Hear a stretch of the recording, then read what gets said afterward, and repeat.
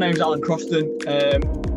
Did 22 years in the Royal Signals, and I was a ComSysOp by trade, which was rebranded as a network services engineer before I got out. So that just gives me a bit of a background in IT and communications, which is, again, it's all part of auditing being relatable to military life. I'm currently employed as a lead auditor with Approachable Certification Limited, and I've been doing this since September 2021. Okay, they are a small certification body based out of Manchester, and they are UCAS accredited.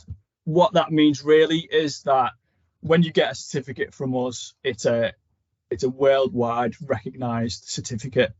Okay, for companies that want that level of sort of certification. There are obviously loads of different certification bodies in the UK. I can't really comment on what they do or how they do things. I can only pass comment really on how we do business at Approachable.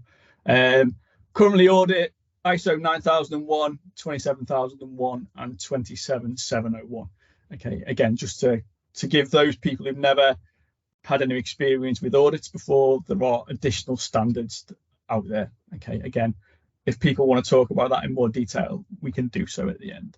Okay, the way it works with Approachable is I have my own set of clients, and they are based, as you can see there, UK. I've got some in Europe, I've got a couple in the US, and I've got one in South America currently.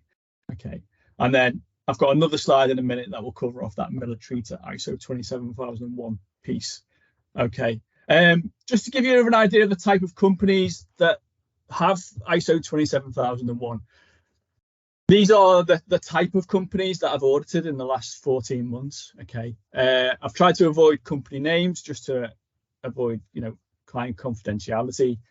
But as you can see there's a whole mix of industries and types of business that want or need ISO 27001 certificates. All right, some of them then tie these in with 9001 or with the 27701. Okay, so most people in most industries want a certificate. Okay, and that's why it's good that you guys are on this call. You can see the type of industry that wants them, or 9 times out of 10 it's because it's a contractual obligation, because they want to work with let's see, they want to work with the government, for example, or Department of Education. Okay, so loads of options there for the guys who are very IT orientated. Most IT companies need accreditation. Okay, and then loads of others like your print companies, mortgage lenders, again, they all need it for different reasons. Okay, so I think I've actually sent this to at least 2 or 3 people in this chat already, but for those guys who maybe aren't familiar with auditing, what I've done for people who've asked the question is, how relatable is auditing to my current job? This has got a Royal Signals slant to it, I suppose, but hopefully most of you can see something that you can pin to your own trade group and make it relatable for you. And if anybody would like a copy of this, I'm happy to send it across. It's a sort of my own tongue-in-cheek translation. There is a couple of gaps, but this was done a while ago and hasn't really been updated since. Like I say, if anybody wants a copy, I'm quite happy to send it. All right. So let's move on to ISO 27001 itself then. Okay. What I've tried to do here with these slides, guys, where possible, is have the current standard on the left-hand side of the screen and the new standard on the right-hand side of the screen. All right, just to give everybody an idea. All right, so as you can see there, not a massive change in the front cover of the standard. Just that cybersecurity and privacy protection element added in. Okay, it will still be referred to as an ISMS. Okay, and if anybody does have any questions, please just let me know, and we'll deal with it as we go. All right. The standards then break down into what we call clauses and controls. Okay, and you'll see on the left hand side you've got clauses 4 through to 10, And then below that, you have your Annex A controls. All right. That is not changed between the two standards. They both have clause 4 through to 10. The change really is when we look at the Annex A controls, and I'll give you a bit more detail about them shortly. But essentially, all they've done really is merged them together, revised some, and added some new ones in, and they've reduced the number of Annex A controls that you'll need to have in place. Okay, we're going to sort of move on to those now in a little bit more depth, and I'm going to bring another document in to show in a minute. Here's a quick summary of the changes that are in the new ISO 27001. Obviously, my company's had to go out and purchase the standard, so I can't just show that to you because it's their property. So I've taken all the relevant points out, and they're on the screen now for the changes in clause 4 to 10. Okay, little bit of movement in clause 4, and I'll show you that in a second. The addition of clause 6.3, which looks at the planning of changes when you make any changes to your ISMS. A little bit similar to change management, I suppose, in some aspects. But this is something that is in 9001, and they've just taken it out and put it into this. Okay. I suppose one of the biggest changes really is in clause 8. Let me just take you back, sorry. This area here, so the organisation shall plan, implement and control the processes needed to meet the requirements and to implement the actions determined in clause 6. Okay, and then you need to establish the criteria for the processes and implement control of the processes. What this means really is, and again, this is what we do at the company I work for. We will speak to people, let's say, for example, in sales, and we'll follow that sales process through from a lead being generated all the way through to that lead becoming a sale and passed on to a relationship manager, for example. We do that. I generally spend probably half a day or at least a day just chatting to people away from top management, people who are customer facing, about their job, and just try to understand what they do and how they do it, and just getting some evidence from them at the time. Now, I know that some certification bodies don't do that. They just do clauses 4 to 10 and then look at the Annex A controls. So, like I say at the start, I can only really comment on how we do things, but the emphasis really is picking a process and following it through from start to finish and getting the evidence to show that they do that. I suppose I probably should have said this at the start. I haven't actually audited this yet because we haven't transferred to it, but it's not going to change things too much. Mark, you've got a question. Yeah, cheers, Alan. It's probably just me with my sort of risk advisory head on, but with the control the processes part of it, is that like mitigating things that can go wrong, or am I going down the wrong garden path there?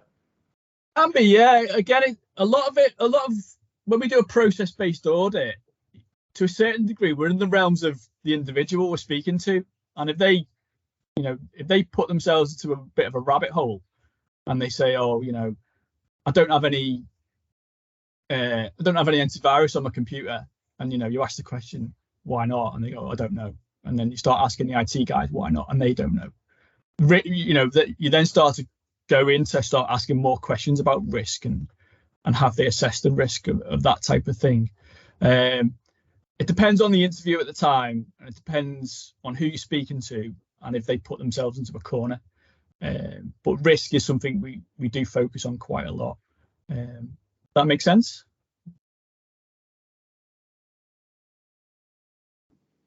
Yeah, it does, yeah. Yeah. Thank you. I was on mute, apologies. Yeah, no, I just wanted to make sure I answered your question. Do you mind if I throw something in there, Alan? Yeah, of course. So predominantly clause 6 is about risk management and your company's approach to risk management, which will be different. So the difference here in clause 8 is essentially mandating that you carry out the way that your organization carries out risk management in whatever way that is, whatever way, shape or form, really. So yes, you're right, it is about risk management and the processes you use to determine how you're going to manage the risk internally.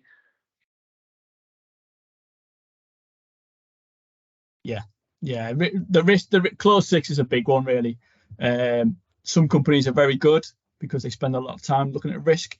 Other companies just overlook even the most obvious risk to their management system. There's actually not a lot of changes in clause 6 itself, really, around risk and the risk assessment side of things. I'll show you an Excel document in a minute that's got a little bit more detail about the individual changes within the standard that I'm happy to share with people afterwards. Just a couple of final points on this slide then. The management review has been split, and they've added a little bit more detail into the management review. But again, it's just taken from ISO 9001. The structure hasn't changed. It's just been, I suppose, more reformatted more than anything. The key one for that really is the documented information that comes out of that management review. And you'll see in a second when I show you this Excel document, all they've done in clause 10 is they've swapped them around. Nobody seems to know why. It doesn't add any value at all from what I can see, but it's just what the ISO have done. ISO have done. Okay, so can everybody see the Excel document that's on screen? I'll zoom in slightly, or can just somebody tell me that they can see it? Yeah, that's good. Yeah, okay. I'm happy to share this with everybody afterwards because I can't show you the standard. Like I said, I've basically put them side by side, and very simple key in effect here. If it's in green, there's a change of some sort, and if it's something that I've put in bold and underlined, it's because it needs to be documented, and that's a recurring theme throughout the standard. What I will do, I'll quickly show you this now, but I'll put it into a PDF document of some sort, and put it for TechVet members only, something like that. Okay, because it is something I've done myself. Everything in there has come from the standard, but it's just a copy and paste essentially. Sorry, Paul. Al, I don't know where I was going now. If you want to, you can always just chuck it in the GRC channel and just do it that way. Yeah, I'll do something like that afterwards once we finish this. As you can see, what you've got on screen now is clause 4, going through all the relevant points, and there's just some additions here, and a lot of them really are just, I'd say, more changing the formatting more than anything, with the addition of like 4.2c is a new control, and it's just asking you to look at your interested parties and look at how they affect your organization. And obviously these will be different for everybody because everybody will have different interested parties. So again, just small tweaks here and there, and they've taken the word "and" out a lot as well, is the other key thing. But I've not sat down and worked that one out.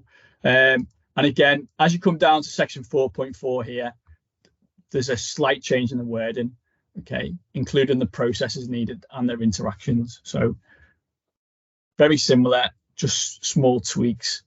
And that, I would say, is a reoccurring theme throughout the new version of the standard.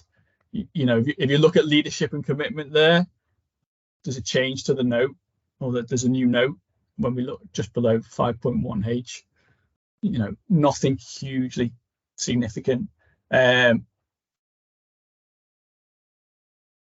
small change with the top management piece, but only very, very minor.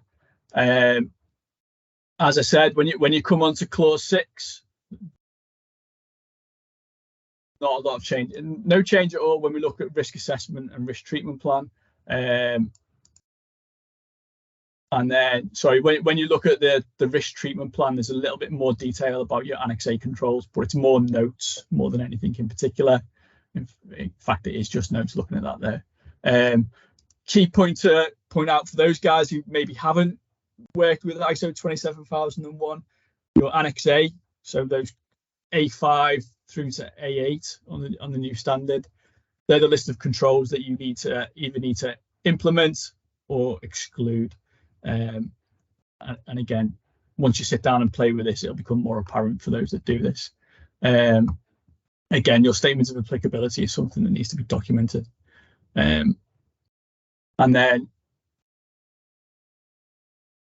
there's a small change with the objectives and how the objectives are structured, but it's such a minor change.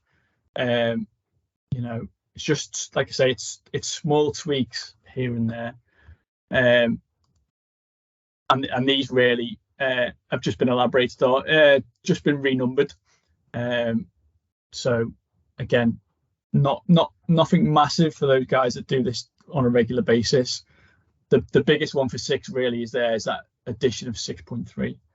Okay, and then again, moving on to clause 7, they've taken out this one here, so 7.4e that has now been removed, and it's just basically been a very small tweaking. Again, it's just been rebranded essentially, I suppose. For again, to what end, I have no idea. Okay, and again, a very small change here in 7.5.1. You'll see there it says documented information required by this standard, or documented information required by this document. You know, we are talking that small change, and again, it is replicated here as well. They've just changed things very, very slightly. I'm going to push on a little bit here because, as you can see, there's not huge change within these. Okay, like I said, they've just changed this very slightly and restructured this in a bit more depth, and it just looks like 9001. And then this is the change that I mentioned earlier on. Continual improvement now becomes 10.1.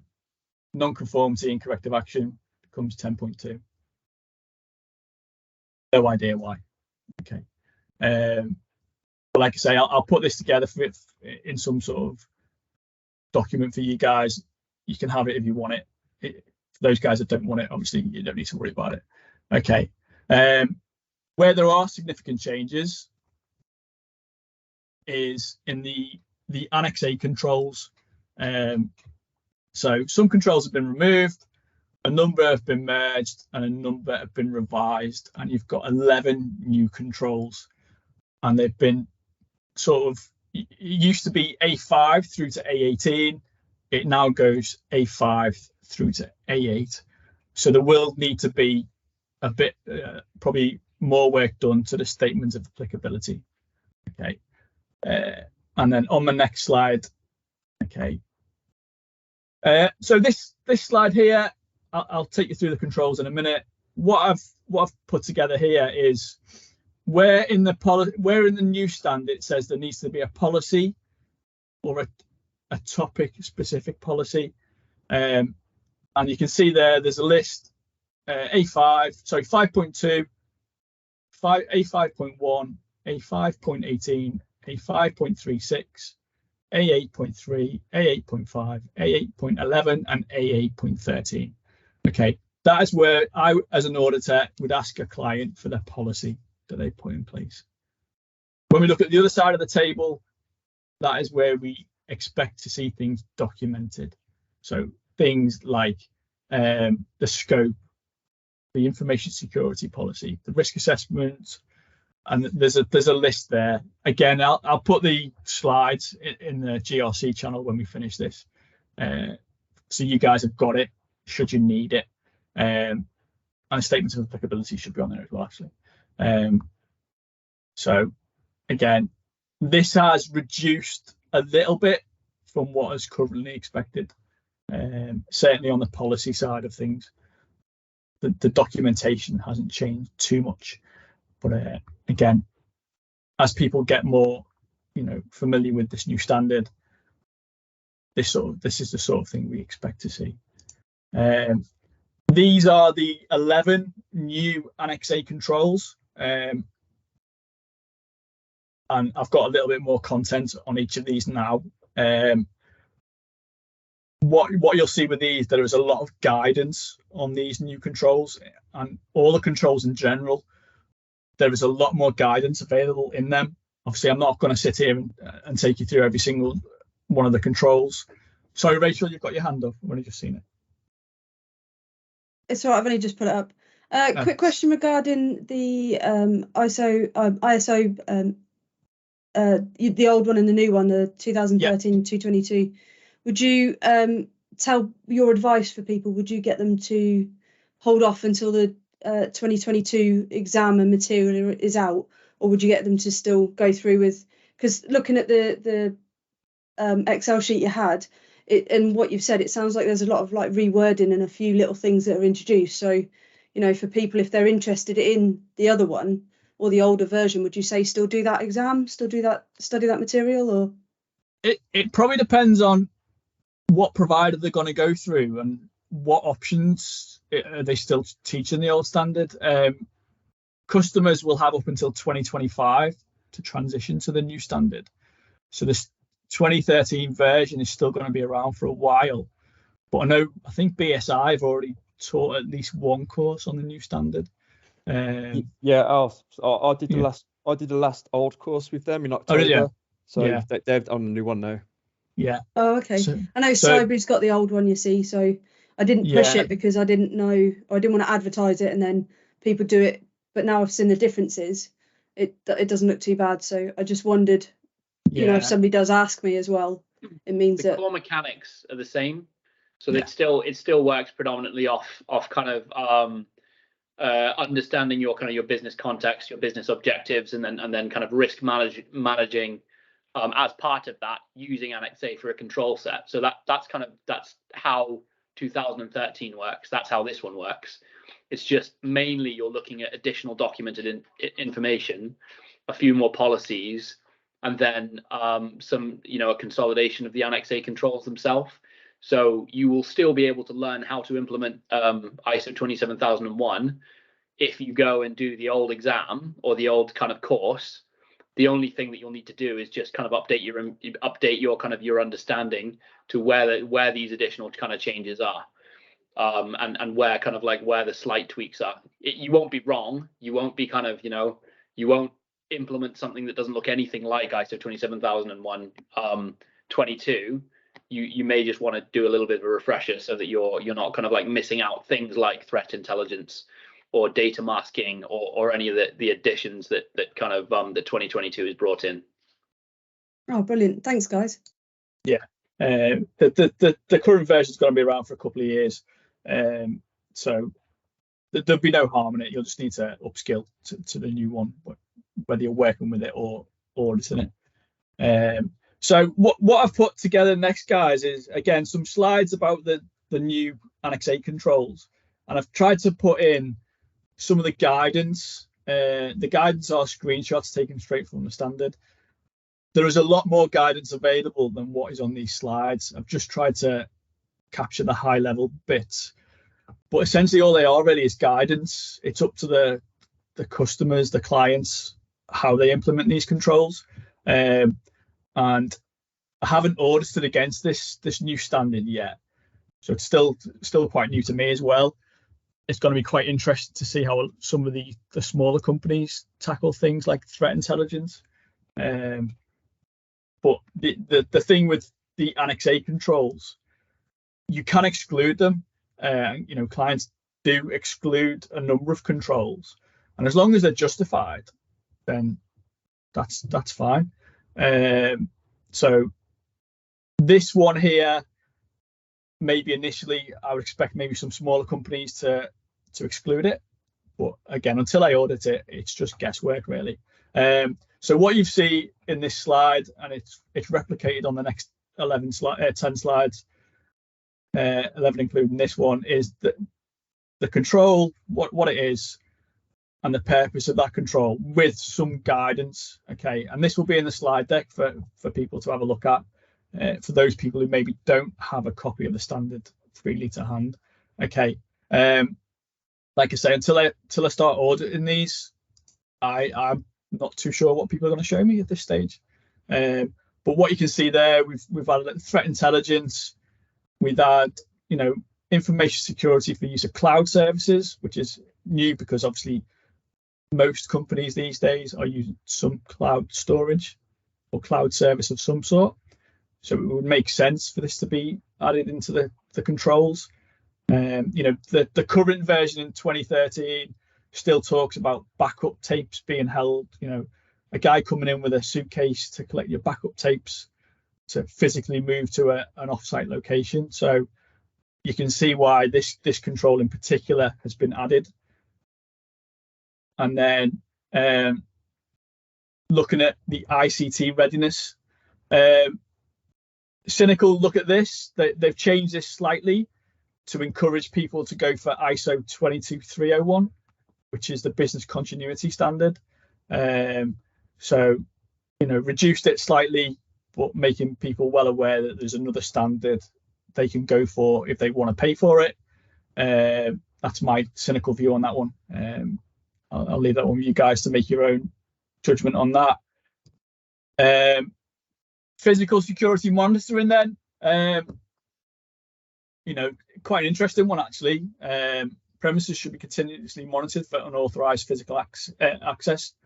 Okay, it doesn't tell you what you need to do, but does give you some guidance on what you need to consider.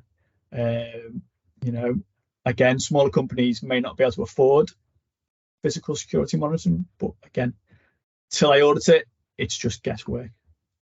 Okay. Configuration management. Okay. Certainly most companies I audit are doing, some sort of software development or some sort of architecture of some description. So again, it's more controls they need to consider when they're implementing new systems. And as you can see there, this one in particular, you can see the word documented within that control. So I would expect to see a configuration management policy maybe, or something along those sort of lines.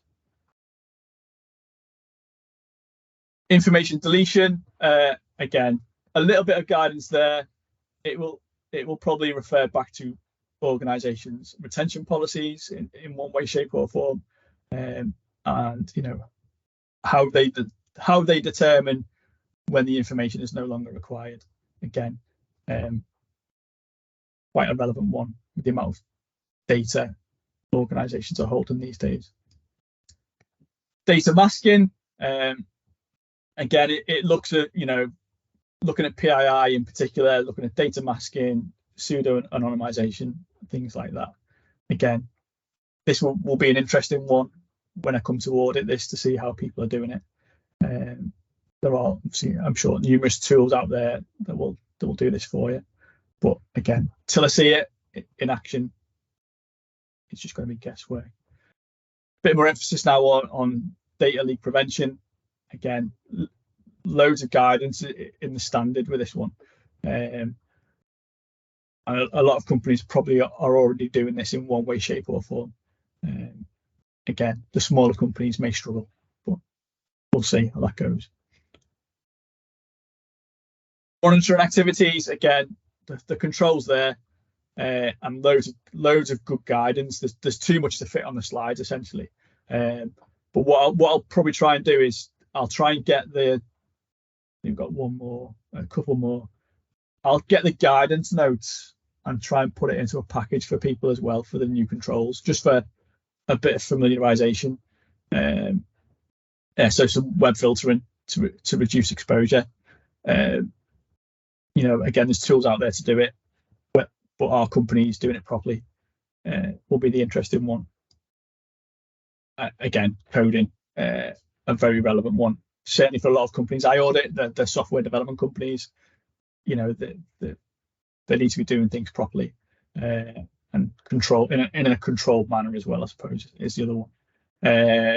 So they are the new controls. Like I said, and I'll show you in a minute the full list. In fact, I'll do that now. So again, what I've done here, on the left-hand side, you've got the current controls, and on the right-hand side, you've got the new controls. This will be in the pack that I push out. A lot of them haven't changed. some of them have merged. So, for example, these two here have now been merged into this one here. Okay, and there's loads of mapping documents on the internet for those people that want to understand where things now are in the new standard. So we now go into organizational controls, and I'll just slowly work through this.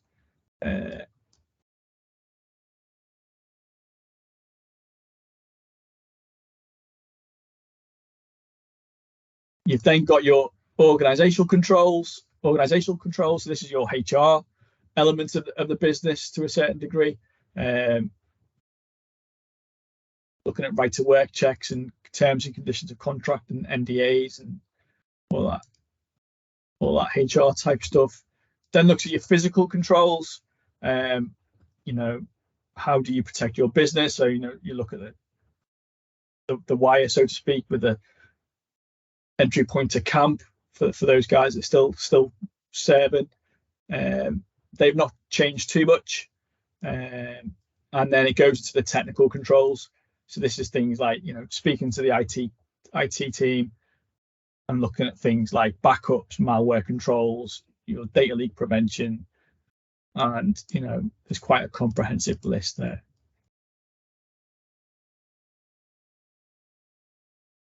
So, you know, as you can see, they've reduced somewhat compared to the current standard, and they're all on the left hand side.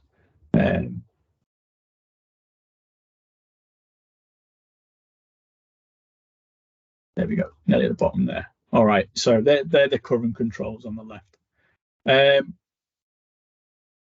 Just a couple more then. So timeline then, again, as I've said at the start, I can only really comment on how my company is taking the approach for the transition. We plan to start doing this in March this year. We're currently in the process of doing our own internal training. Once all our auditors are trained, we can obviously then look to start auditing clients against it. And then as of September, we'll only accept clients on the new standard. Again, that's the company decision. Other certification bodies may give you longer if you need it. And then all existing customers must be transitioned by September 2025. Okay. And what we're telling people, or what we will tell people, is they can transition to the new standard at any time, but there will be some audit time added on, and it will depend on the size of the company as to how much audit time it is needed. It will be a minimum of a half a day though, and that's come down from the IAF, who are the high level organization that manage the ISO standards. A bigger company, it may be a day. I don't know. Again, until we start getting customers asking, it's a difficult one to know. All right. I have got some more slides, but I'm probably only going to use them if people are interested in them, really. So has anybody got any questions off all that? Al, have you got access to the chat? Because Mark Wilson has just put a very big question. I think it's definitely a you readout. Is there a view on how this adapts operational technology?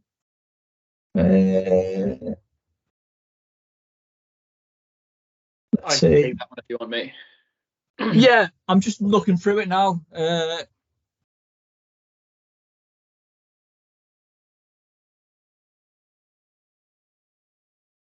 You got any thoughts on this, Craig? For the first one, operational technology as opposed to corporate financial services, there's no discrepancy between the two within ISO 27001. An information system is an information system and needs appropriate controls. So I don't think there's anything kind of alluding to operational tech within it. If you are dealing with op tech, I'd suggest kind of looking at other specific courses around that, because obviously there is a higher impact. But broadly, the processes are the same. I.e., you need to understand the risk behind op tech, which tends to be higher than kind of other services, and kind of act accordingly, using probably the majority of the controls that exist in Annex A anyway. So no, I don't think there's a different view on how that kind of adapts. Okay, no, that's really interesting, Craig. Thanks for that. Realised I was stuck on mute on my screen. So I think there's a few questions there. I don't expect you to kind of necessarily answer all of them now, but I think the bits for me, obviously you've got the old version, which is 2017, which is still being in use, but you've got older versions as well. People are still on 2013 and still kind of moving off that, and then you've got 2022 now, and you've got all the different ISO documents like 27,017, 18, 27,002, and all these other documents that are out there. But is there anything that you would suggest that we need to kind of really focus on from your experience actually doing audits with these things that may be useful? Perhaps your top 2 or 3 tips. Yeah, sure thing. So I think one of the key things, or one of the most common things I see, is a lot of organizations not really understanding the risk, I think, in some cases. And sometimes I've asked a question about what I see to be quite obvious risk, and they don't really consider it. So I think maybe a lot of the bigger companies focus on the high level risk and sometimes don't consider the more obvious risks. I also see a lot of companies having very overly complicated scoring on their risk assessments that tends to catch them out when they start looking at residual risk. I always say to my customers, just keep it simple. Again, I appreciate for larger companies that the risk is managed by maybe, more of a risk management department, or, somebody with a high level of understanding of risk. I suppose it needs to be a bit of a dialogue between those two different parties, the information security manager and the risk manager, to make sure that they're both meeting the same objective. And I think the other thing I see quite a lot is a lot of detail in a policy, but then the company don't back it up. They'll say things like, I'll just use antivirus as an example here. All our devices must have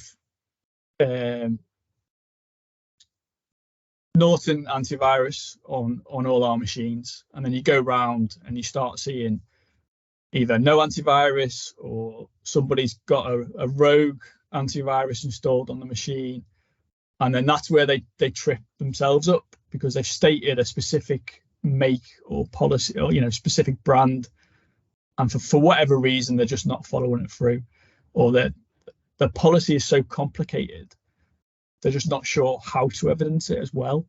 So I say to a lot of clients, just keep your policy simple. But again, I appreciate it's not straightforward for some companies because they've got so many different complexity levels involved. But yeah, I think the biggest one I see is companies tripping themselves up by not doing what they say they do. I suppose they're the 3 big ones I see. That rings true to what I've experienced more recently on an assessment. So particularly in a larger corporate. So that's really, really interesting that you've picked on that as well, because I think that's one of the kind of key bits that it's very hard for us to push back on because people don't like it. Yeah. I think it's just that you're finding it kind of, with your clients as well. Okay, super. Any other questions? I have one thing to point out when you've got a minute, mate, but I'll hold my fire until you finish answering questions. Yeah. Nigel, you got a question? Yeah, hello, Al. It was just on your last slide. What are you doing different on a surveillance audit against a separate audit? Say that again, sorry. What are we doing different on a surveillance audit? Yeah, what are you doing different on a surveillance audit compared to, say, a normal audit? Okay, so one of the slides I've got actually is the different types of audits that we do. And again, I've got on the left-hand side the types of audit, and on the right-hand side is how it relates to those guys in the military, just to try and give that understanding of what they are. On a surveillance audit, as a rough guide, we would cover 1/3 of your ISMS. We would just do sampling, so 1/3. And again, on a recertification audit, which is longer, we would do about 2/3 and that's just a rough guide, really. There's nothing set in stone. You've got to do 94 of the 114 controls. There's nothing like that in place. So again, different CBs may do it differently, but that's the approach that we take. Oh, I know. And is that you picking what's being checked, or are they the company saying we want you to check these parts? No, so I pick as the auditor, Okay. and it comes back to what we call a sampling process. We'll just pick a control and ask them to provide evidence, essentially. Right. It doesn't, because there is so many controls and companies are so big, it's not practical to do every single control. It's just, the costs for it would be astronomical. The audit days would be ridiculous. On an average, I probably spend between 2 and 3 days with customers. For bigger ones, 5. You don't really want the auditor in for any longer than 5 days. On the flip side of that, Nigel, sometimes we get asked to go in and kind of an audit a company against a standard, not for kind of ISO 27001 certification, but just to provide them with some information about kind of how their company runs. Yeah. To run a full audit is usually a 3-4 week process against kind of all standards and controls and everything that's going on, just because you need to get into that kind of that depth. Now, if you had to do that for every time you recertified for ISO 27001, as Al said, it would just be, you'd be paying kind of up to kind of 10-15K a pop, and it just wouldn't be achievable for a lot of smaller organizations. Right. Would that mean that sort of companies that once they pick, say, your company to audit them, they will stick with you then because you can then continue the process thereafter? Or could they have a full audit for you, for example, then go to a different company and get a surveillance audit? Yes, they could. Yeah. So once a company has gone through a stage 1, stage 2, they get a certificate. Any non-conformities we raise on a stage 2, we will make the company close it out before they get a certificate. Once they've got a certificate, they can transfer it if they want to any other certification body they choose to. The only thing, and again, likewise, we get a lot of customers come across to us because generally customers move because they've either had a bit of a clash of personalities with the auditor, they don't like the non-conformities that have been raised, or they've managed to find a CB that will do less audit days, so it then becomes cheaper. And likewise, if customers start to get awkward, they can be encouraged to move on. Everybody obviously has their own reasons why they want to move, but yes, you can certify with us and then move on if you wanted to. Yeah. Okay. Thank you. Oh, I've got a question. How many surveillance audits do you do between them getting certification and then a recert? Yeah, so what you would do, again, stage 1, stage 2, and then your certificate covers you through a 3-year period, and then you'll have a surveillance visit, what we call surveillance visit 1, surveillance visit 2, and then a recert in line with your 3-year plan, essentially.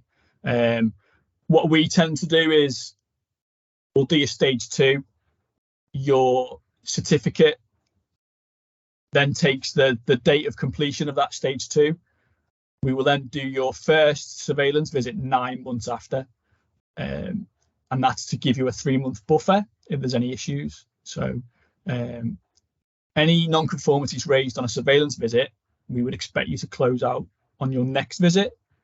But any non-conformities raised on a recertification have to be closed out before you get your new certificate. So we give companies 3 months in case there's big issues, in between that as part of that audit cycle.